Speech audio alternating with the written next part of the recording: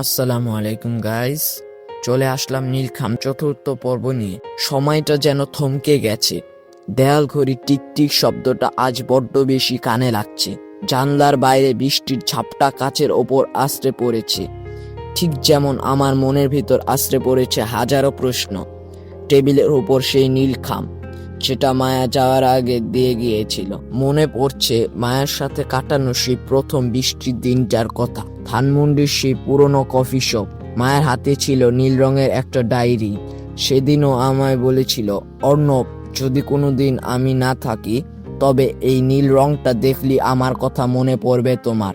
আমি হেসে উড়িয়ে দিয়েছিলাম, কিন্তু আজ বুঝতে পারছি সেই হাসির আড়ালে মায়া আসলে আমায় একটা সতর্ক বার্তা দিচ্ছিল। মায়া মানুষটা ছিল একদম পহেলা বৈশাখের রোদের মতো উজ্জ্বল কিন্তু ক্ষণস্থায়ী। ওর চোখের গভীরতা আমি সবসময় একটা ভয় দেখতে পেতাম, যেন ও সবসময় কোনো কিছুর থেকে পালাচ্ছে। কিন্তু কেন, কিসের ভয় ছিল ওর মনে? সেই রহস্যের উত্তর হয়তো আজ এই খামের ভিতরেই লুকিয়ে আছে। খামটা হাতে তুলে নিলাম। গদের আঠাটা বেশ পুরনো হয়ে গেছে। ধীরে ধীরে সেটা সরাতেই একটা অদ্ভুত ধুলো আর কস্তুরীর গন্ধ নাকে লাগলো। ভেতরে একটা হালকা নীল রঙের চিঠি, সাথে ছিল একটা ছোট রূপোর আংটি। আংটিটা হাতে নিতেই আমার বুকটা ধক করে উঠল। এই আংটিটা তো মার ছিল।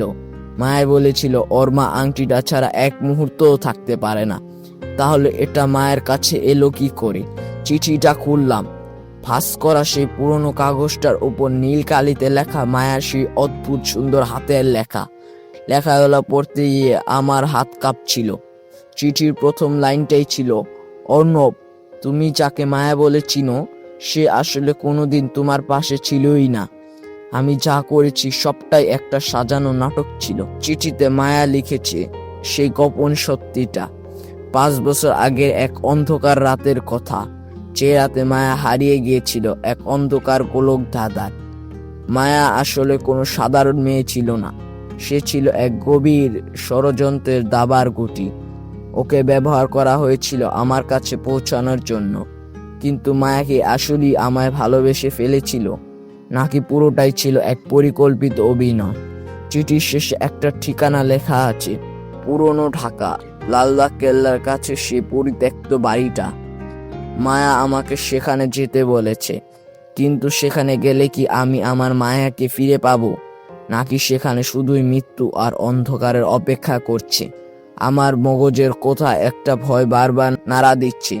তবে কি মায়া মারা গেছে, নাকি ও আমায় অন্য কোনো বিপদে ডাকছে? আমি জানি না কালকের সূর্যটা আমি দেখতে পাবো কিনা, কিন্তু এই নীল খামের রহস্য আমাকে শেষ পর্যন্ত টেনে নিয়ে যাবেই। মায়া, তুমি সেখানেই থাকো, আমি আসছি। আজকের মতো বিদায়। গল্পটি ভালো লাগলে আমার চ্যানেলটি সাবস্ক্রাইব করে পাশে থাকুন। কণ্ঠস্বরে ছিলাম আমি, মোহাম্মদ রিসালাত।